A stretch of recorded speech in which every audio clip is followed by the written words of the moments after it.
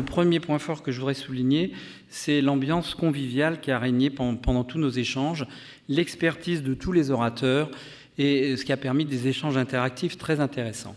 Je retiendrai 2 chapitres sur ces points forts. Le premier, c'est la gestion périopératoire, avec la sécurité, l'anesthésie, la gestion des anticoagulants. Et deuxièmement, la gestion opératoire, et en posant les 2 questions essentielles, quelle exérèse, quelle réparation. Concernant la sécurité au cabinet, Michel Henry a placé son exposé sous 2 thèmes, le confort et la sécurité, de telle sorte d'obtenir des suites opératoires optimales, une consultation préopératoire très précise, très soigneuse, avec des informations sur la nature de la lésion, le dessin de l'intervention.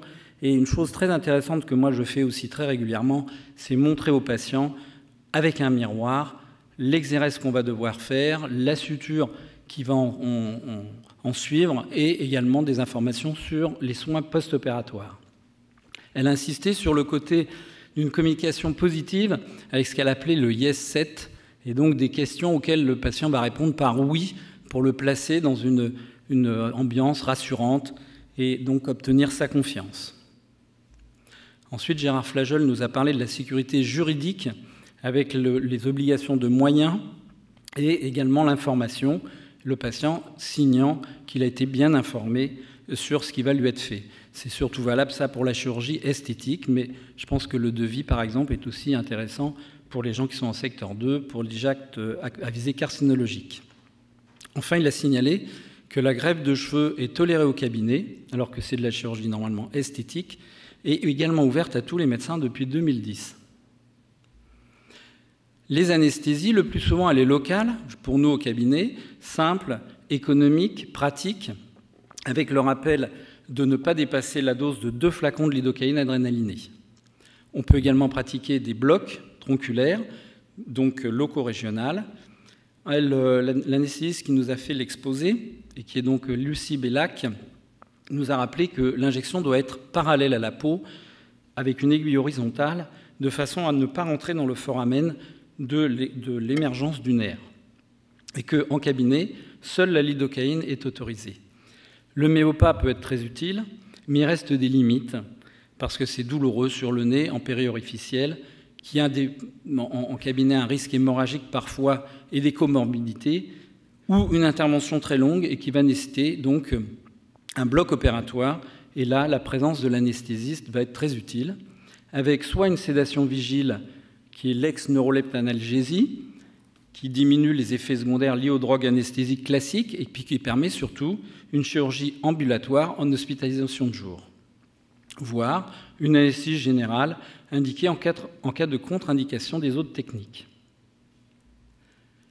La gestion des anticoagulants en préopératoire est très importante aussi, et il y a maintenant de nouveaux anticoagulants, les NACO, et des nouveaux antiagrégants plaquettaires auxquels il faut se familiariser.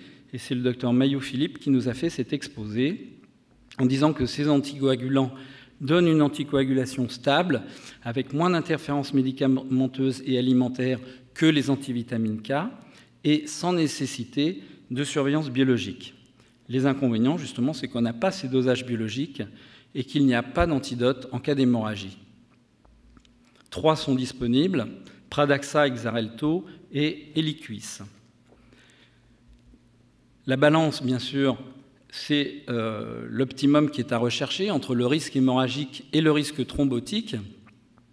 Et les questions qu'on devra se poser, c'est quand dois-je arrêter? Oui ou non dois-je arrêter déjà? Relais ou non? Et quand reprendre?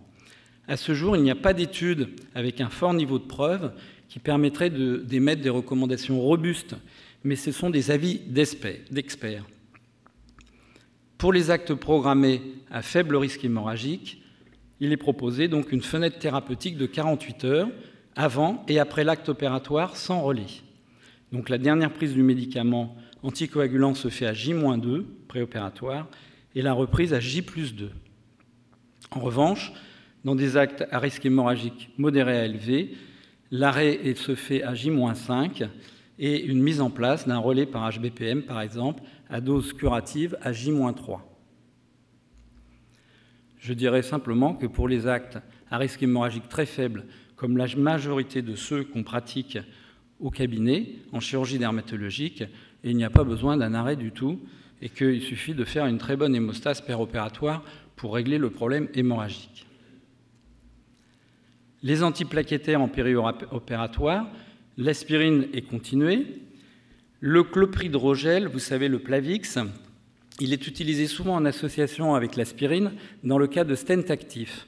Et la notion intéressante là, c'était de dire qu'on pouvait arrêter le Plavix 5 jours avant, chez un patient par exemple qui aurait les 2 traitements, on peut arrêter le Plavix donc 5 jours avant l'intervention tout en gardant le cardégique. Et que ça, à ce moment-là, réduisait nettement le risque hémorragique sans aggraver le risque de thrombose de stent. Ça, c'est une notion nouvelle et j'ai trouvé très intéressant. Bien sûr, on sait très bien que si on arrêtait les 2 antiplaquettaires en même temps, il y aurait un gros risque de thrombose du stent. Donc ça, il est hors de question de le faire. Les nouveaux antiplaquettaires, l'Efient et le Brilique, dont ce dernier est une demi-vie très courte, nécessitant une prise biquotidienne, ceux-ci doivent être arrêtés pour le premier 7 jours avant l'intervention, après avis cardiologique, et pour le deuxième 3 à 5 jours. Concernant la gestion maintenant opératoire, les 2 questions qui se posent, donc, c'est quelle exérèse, quelle réparation. Et là, je dirais que dans cette gestion, le maître mot, c'est la pertinence. Qu'est-ce que c'est que la pertinence? C'est la qualité de ce qui est adapté exactement à l'objet dont il s'agit. Donc la pertinence de l'exérèse, c'est l'adaptation de l'exérèse à la tumeur. Soit avec une exérèse classique en respectant les marges standardisées, soit bien sûr les chirurgies micrographiques, où on va pouvoir adapter les marges d'exérèse à l'extension réelle de la tumeur, à la fois en latéral, mais aussi en profondeur. Et là, on l'a vu dans les échanges, en particulier avec nos collègues plasticiens, que la chirurgie micrographique va permettre, par exemple, de respecter un muscle en profondeur, comme l'orbiculaire de la lèvre, éviter d'être transfixiant, par exemple, sur une aile du nez, et donc de garder un mur postérieur sur l'aile qui va faciliter la reconstruction. L'adaptation à la tumeur, c'est aussi, au cours d'une RCP, dont Marie Bello nous a parlé, la possibilité de bilan d'extension et la place du ganglion sentinelle dans les carcinomes épidermoïdes cutanés de haut grade est en cours d'évaluation, mais certainement très prometteuse. La pertinence de la réparation, quant à elle, c'est son adaptation au sujet. Chaque visage est différent. Bien sûr, il y a des impératifs fonctionnels et esthétiques à respecter, avec des fondamentaux qui sont valables pour tout le monde, mais ensuite, il y aura toujours un choix multiple dans le type de réparation. Il faudra l'adapter au sujet et choisir de préférence les réparations les plus simples. Enfin, une troisième pertinence est de bien séparer les temps d'exérèse et de réparation, parce que l'exérèse, elle est faite selon les nécessités carcinologiques pour obtenir une exérèse complète, et la réparation n'intervient que dans un second temps et ne doit surtout pas conduire à réduire les marges. On peut au contraire, par exemple, élargir une exérèse pour faire une greffe en unité esthétique, ça c'est intéressant de le faire, mais on ne doit pas réduire, au contraire, pour éviter les risques carcinologiques. On va voir maintenant les raffinements techniques qui ont été proposés au cours de ces JDIP selon les localisations. Et là, par avance, je m'excuse auprès de tous les orateurs parce que je ne pourrai pas citer tout le monde. C'est effectivement le meilleur moyen de se faire beaucoup d'ennemis, mais j'espère que j'aurai aussi quelques amis. Toujours est-il que sur la joue, il faut signaler la laxité qui est de la joue, qui donne une grande réserve tissulaire, surtout c'est le sujet âgé, et également de faire un testing par contre chez le sujet jeune, où la peau est très ferme. Bien sûr, tenir compte de la pilosité chez l'homme. La suture directe est souvent ici à privilégier. En particulier, c'est le sujet âgé, même sur de larges pertes de substance. Mais vous le savez, c'est une région convexe. Et une petite astuce technique consiste à créer un matelas hypodermique, c'est-à-dire une incision verticale de la graisse cellulaire sous-cutanée à l'aplomb des incisions dermiques, et de rabattre ces petits murs hypodermiques au centre, de façon à redonner une convexité. C'est une astuce que Eric Vetterval nous a rapportée et qu'il tenait de Patrick Buy. Sur le nez, c'est une localisation à laquelle on est très souvent confronté, puisque les carcinomes y sont très fréquents, et une étude récente montre que chez l'homme, c'est une localisation préférentielle du mélanome de Dubreuil. Par contre, là aussi, à chacun son nez, en termes de taille, de forme, de qualité de peau, de laxité, et donc la reconstruction devait être faite sur mesure, en respectant les actes de tension, éviter les risques d'encoche inesthétique sur le banc libre, éviter l'effet valve sur l'aile narinaire, tout un tas de choses à respecter.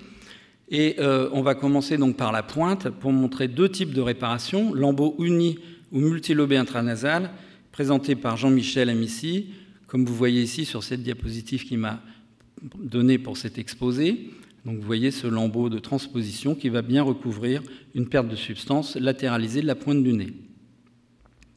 Cet autre exemple d'André Scaria, avec une perte de substance de la pointe, enfin de l'aile du nez débordant aussi sur la columelle, difficile à réparer, un lambeau de transposition qui vient avec son axe de rotation redonner une convexité à la pointe du nez et un excellent résultat esthétique. Un autre exemple avec un lambeau bilobé, le point pivot de rotation, là aussi donnant un effet un peu de redondance cutanée et donc redonnant un volume à la pointe avec un très bon résultat esthétique. La reconstruction de l'aile narinaire lorsqu'elle est transfixiante, parce qu'il n'y a plus d'aile narinaire en fait, un lambeau de transposition retourné présenté par André Scaria, une technique originale, puisque d'habitude le lambeau n'est pas retourné. Là en fait il est vascularisé par le muscle transverse et pédiculé sur le muscle transverse. Voilà, il va être retourné ici, suturé par en dessous si je peux dire, et ensuite incisé à sa partie supérieure sur les zones du pédicule pour redonner un sillon halonarinaire qui est assez esthétique. Voilà le résultat à terme.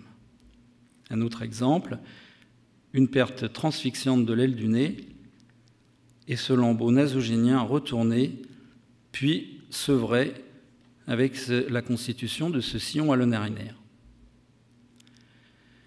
Tri Nguyen nous est venu de Houston, et ça il faut le remercier, c'est Jean-Michel qui l'avait invité, je pense que c'était une très bonne idée d'avoir des orateurs étrangers. Tri Nguyen est à la fois ORL et dermatologue, et il nous a montré des réparations complexes, comme celle-ci, qu'il a appelée le sandwich trilaminé. Donc, premièrement, une charnière sur la muqueuse de la cloison nasale, en charnière donc retournée. Ensuite, un armement cartilagineux et le lambeau cutané. Avec donc, comme vous le voyez ici, un excellent résultat esthétique et fonctionnel.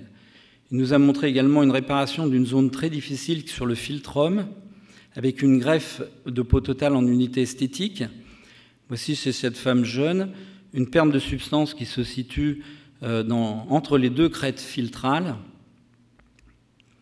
débordant sur l'une d'ailleurs. Et l'astuce ici, ça a été par des points de rapprochement, comme vous pouvez le voir ici, de recréer une concavité du philtrome, avec donc les deux crêtes filtrales qui reviennent un petit peu en relief, et le centre a été greffé immédiatement avec, vous voyez ici, un petit point de capiton. Et le résultat esthétique, l'ablation des fils à 1 semaine, le résultat à 3 mois, une toute petite hypochromie qui est naturelle avec une greffe et qui se maquillera très très facilement. Sur la paupière inférieure, Damien Lebas nous a montré de jolis cas de lambeaux d'avancement.